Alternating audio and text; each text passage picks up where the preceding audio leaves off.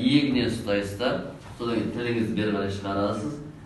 Негізінен тілге тигізбей, тілдің артынан аламыз. Содан кейін бұл бізде Б, иә? Енді бұны егу үшін қоректі ортаны ашасыздар. Мынау сызықтан асып кетпей, штрих әдісімен егіп шығасыздар. Міне. Көрдік, иә?